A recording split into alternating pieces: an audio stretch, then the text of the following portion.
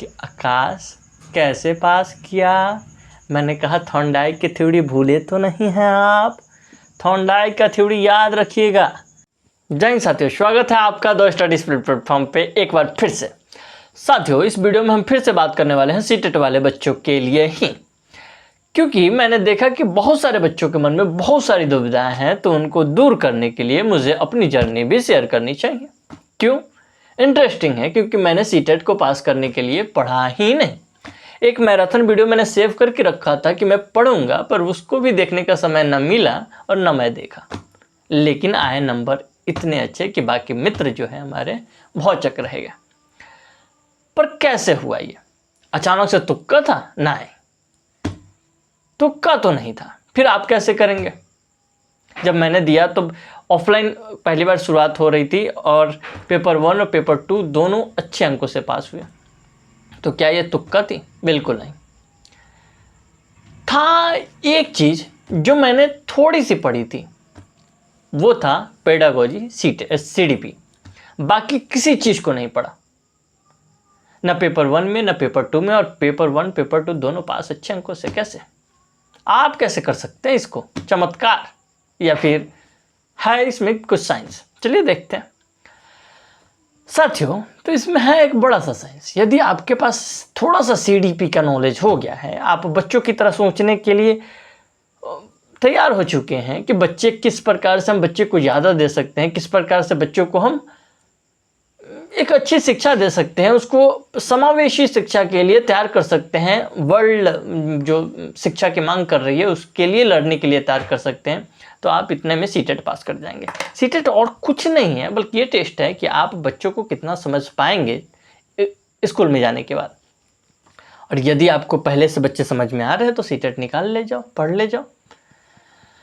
बस बहुत सारे बच्चों के मन पे एसएसटी हवा बना के रखा हुआ, दबाव बना के रखा हुआ है पेपर 2 के लिए। अब एसएसटी का दबाव क्यों झेलना है? आपके पास है ना बाकी सारे सब्जेक्ट।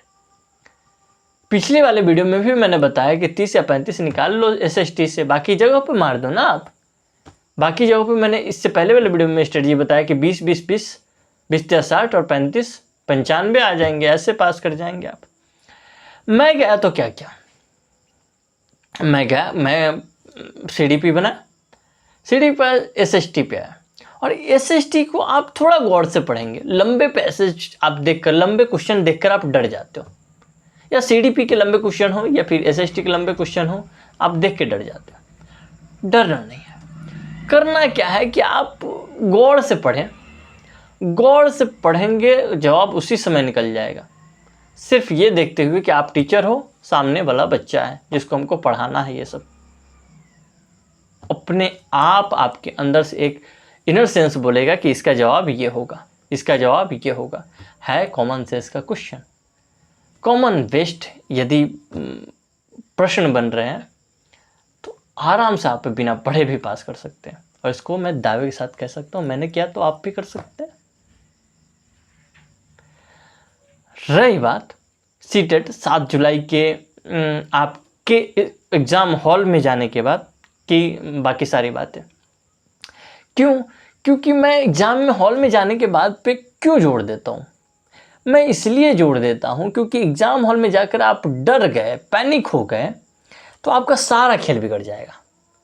सीटेट का सारा खेल ही बिगड़ जाएगा। सारा खेल ही कॉमन का है, और आपका वो कॉमन सेंस काम करना यदि बंद कर देता है तो सारा खेल बिगड़ जाएगा। बिगाड़ लोगे खेल। करना भी मत, भूल के भी ये मत करना कि एग्जाम हॉल में जाने के बाद तुम पैनिक हो जाओ, डर जाओ। तुम्हें अभी डर लग रहा है, डर को खत्म करो भाई। निकलना होगा निकलेगा, नहीं निकलना होगा नहीं निकलेगा। कोई ये नहीं कि गन आकर तान देगा कि बबुआ नहीं निकला ना कट्टा ठोक देंगे कपार में, नहीं करेगा ना वैसा कोई। तो काहे डर रहे हो बे? यही डर तुम्हारे एग्जाम में नंबर्स कम कराएंगे और तुम नहीं हो पाओगे पास। मैं जब भी एग्जाम देने जाता हूं तब मन में ये सोचता हूं कि जो प्रश्न आएंगे मेरे जाने हुए प्रश्न आएंगे, ताकि डर थोड़ा कम होता है। एग्जाम हॉल में जाने के बाद अलग सेंस में बना रहा होता हूं कि हाँ बाकी चीज़ों पर ध्यान दे रहा होता हूं, बाकी लोगों पे ध्यान दे रहा होता हूं कि उनको डर लग रहा है, मुझे क्यों डरना भाई? कोई कुछ कर थोड़ी लेगा। और फिर मैं उस हिसाब से डर को कम करके एकदम निफिक्र होकर बनाता हूँ। और सीटेट मैंने भी ऐसे ही पास किया बिना डर के। और आपके मन पे एक हवा बना हुआ है कि बहुत मुश्किल आते जा रहा है, प्रश्नों का लेवल बहुत बढ़ते जा रहा है। एग्जैक्टली प्रश्नों का लेवल बढ़ते जा रहा है। मैं ये नहीं कहूँगा कि प्रश्न के लेवल नहीं बढ़ते जा रहे हैं, उलझाऊ प्रश्न नहीं आ रहे हैं, बिल्कुल उलझाऊ प्रश्न आ रहे हैं, पर टफ नहीं आ रहे। टफ मतलब ऐसे तिर्रम खा वाले ज्ञान नहीं पूछ ले रहे हैं आपसे कि बताओ कंप्यूटर में C++ का जो टाइपिंग है, C++ का जो लैंग्वेज है, उसको हैकिंग में या इसमें कैसे यूज करेंगे, उसका लैंग्वेज कुछ नहीं पूछ रहे। वैसे वाली लैंग्वेज तो पूछ नहीं रहे, नॉर्मल वाली पूछ रहे। टफ इसलिए होता जा रहा है क्योंकि लंबे प्रश्न बनाए जा रहे हैं, उलझाऊ प्रश्न बनाए जा रहे हैं। आप पढ़ के उब जाएंगे, बस बोरियत आपको महसूस होने लगा पहले ही। इस बोरियत को दूर करना है तो कैसे करेंगे आप? इस बोरियत को यदि दूर करना है ना, तो अभी आपके पास 2-3-5 दिन समय है ना, आप 2-3 सेट लगा लीजिए बोरियत वाले। इस बोरियत को पढ़ने का, दूर करने का सबसे बड़ा उपाय यही है कि आप 2-3 सेट लगा लिए, आपको इस बोरियत से मिल जाएगा कि हाँ, इस बोरियत को कैसे 2 घंटे में बनाना है। और पहले ऑनलाइन जब एग्ज़ाम थी तो टाइम कम लगते थे, कम समय में हो जाता था। इस बात को ध्यान रखना होगा आपको कि टाइम मैनेजमेंट भी करना होगा। एग्ज़ाम हॉल में जनरली टाइम मैनेजमेंट अब बिगड़ रहे हैं, ऑफलाइन जब से आई है। क्यों? क्योंकि यहाँ OMR भरना है, बीच बीच में आपको वो आ जाएंगे साइन करवाने, कुछ डाटा लेने, ये करने वो करने, अंगूठा लगवाने, ये सब में टाइम जाता है। OMR भरने में टाइम जाता है। कंप्यूटर में तो आप टिक टिक टिक टिक करके भर जाओ, पर यहाँ टाइम जाता है। इसके लिए आपको टाइम मैनेजमेंट भी करना होगा। और टाइम मैनेजमेंट कैसे हो पाएगा? मैंने तो एक सबसे बड़ा उपाय आपको बताया कल वाले वीडियो में भी, कि आप क्या करना, फिर से मैं बताता हूँ कि जो लैंग्वेज आपने सिलेक्ट किया, लैंग्वेज 1, लैंग्वेज 2, वो उस दोनों के पेडागोजी सेम होते हैं। जितने बार से ऑफलाइन अब एग्ज़ाम हो रहे हैं, दोनों के पेडागोजी सेम होते हैं। मैं फिर से आपको दिखाना चाहता हूँ ताकि आप उस वीडियो को ना देखे हो, इस वीडियो को देख रहे हो तब भी आप देख पाएँ। देखो, लैंग्वेज 1 है अंग्रेजी, और इसी का जब लैंग्वेज 1 हिंदी आएगा, सेम ट्रांसलेटेड होगा, सेम हिंदी होगा, सेम ऑप्शन होंगे। मतलब एक का आंसर बनाओ और दूसरे को रंग दो। यदि अंग्रेजी पढ़ने में आपको दिक्कत होती है तो दोनों हिंदी में सीडी पे सॉल्व कर लो।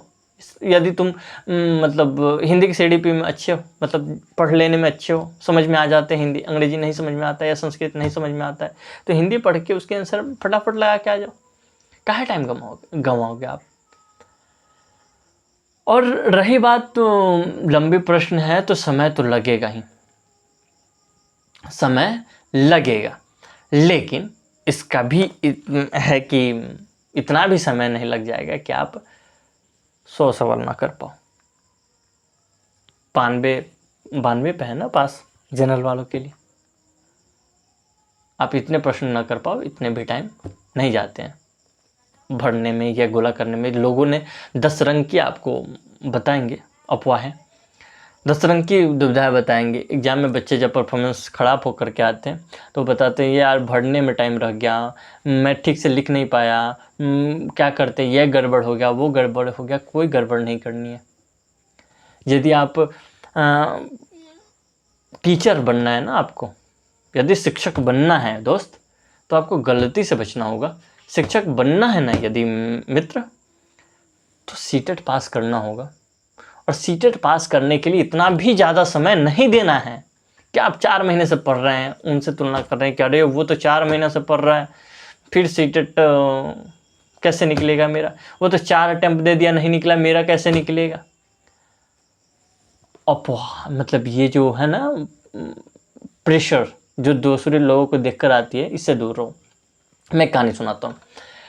हमारे एक सीनियर मित्र हैं, वो जब मैं सीटेट देने वाला था उससे कुछ दिन पहले आते हैं और कुछ पूछते हैं हमसे कि थॉर्नडाइक की कोई थ्योरी पूछी हमसे, और फिर मैंने उस टाइम चूँकि पढ़ा वढ़ा था नहीं, मैंने कहा कि मुझे नहीं पता।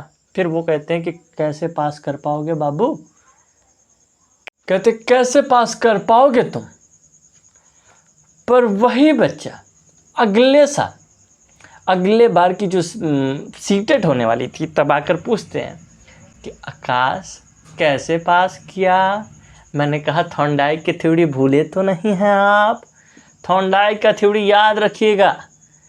उससे अगले टाइम पे भी वो बच्चा आया तो मैंने कहा कि फिर थॉर्नडाइक बहुत महत्वपूर्ण है, याद रखिएगा थॉर्नडाइक, नहीं तो आपका सीटेट पास नहीं होगा।